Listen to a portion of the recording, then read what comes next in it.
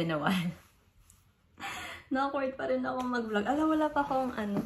Anyway, I am going out today kasi I wanna take myself out on a date. Wow! I used to do this a lot naman kasi the past couple of years. Pero for some reason, natigil siya ngayon. Nung nag-third year ako. I don't know if it's because I didn't have the time or I didn't really feel the need to do it.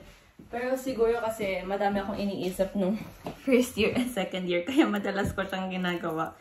Pero ngayong third year naman, I guess, I really did pace myself ngayong year na to. So, there wasn't a lot going on in my mind na kailangan ko lumabas and magmuni-muni. It's been a few months, if not a year, since the last time I went out alone.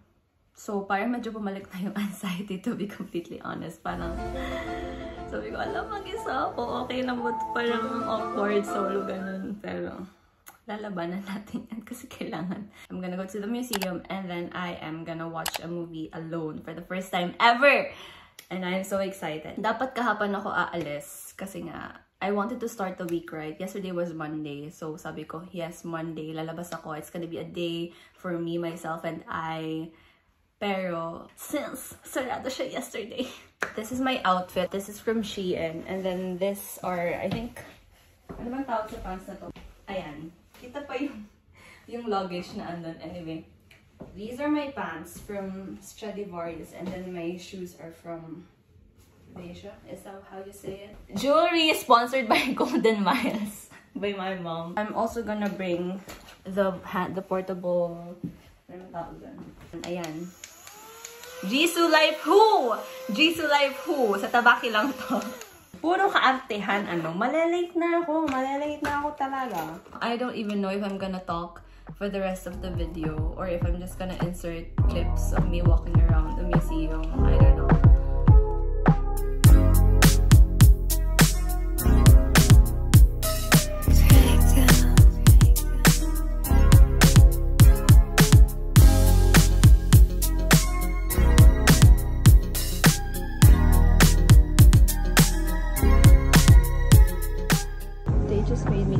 Shoes off.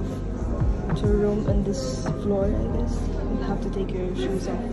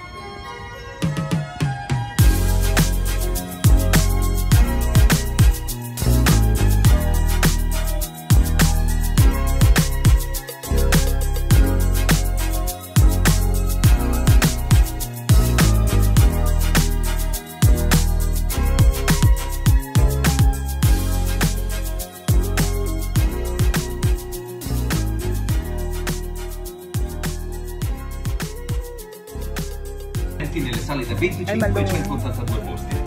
Godetevi il ristorante e la vista della terrazza. Per conoscere le offerte, contattate.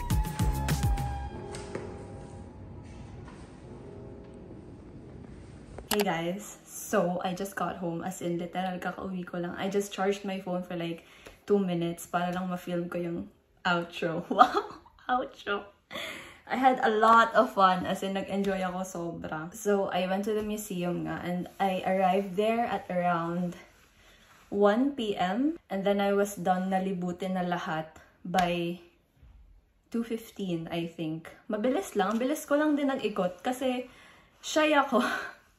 And then after I went to the museum, I grabbed something to eat na nyam-nyam lang. Something to snack on. Pero hindi ko na siya na-film. And then I walked to the cinema, which was a good 20-ish minutes kasi nga papasok ako ng store, iikot, ganyan. And then nabudol pa ako kasi bumili pa ako ng pants from H&M. Sabi ko, Abby, yung gagastusin mo lang today is food, the tickets for the movie, and then popcorn. And ayun lang yung gagastusin ko. Sabi ko talaga sa sarili ko, Abby, wag kang gagastos. Hindi, napabili ako ng pants. Pero they were on sale. So, girl math, nakatipid pa ako. Wait, I got these pants. They are like gray-ish, kind of like purple-ish mga. They are white leg pants.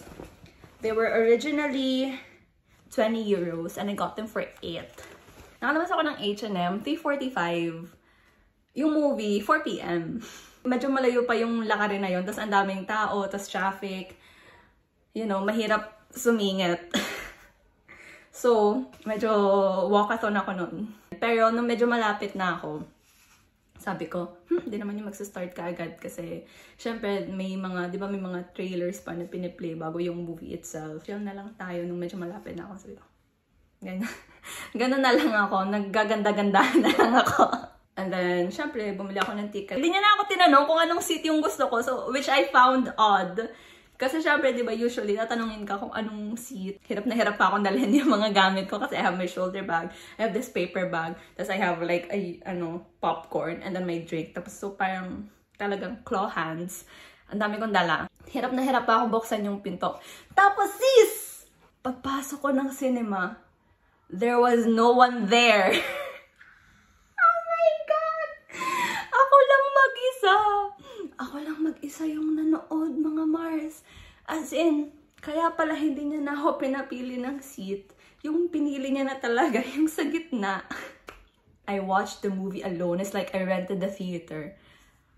Which was such a weird yet fun experience for me. Kasi first time ko nga manonood ng parang gusto ko lang siya ma-experience. Yung mag-isa nga ako pupunta. Hindi ko naman sinabi na literal na mag-isa lang ako. I said it out loud to the universe. And the universe was like, here you go.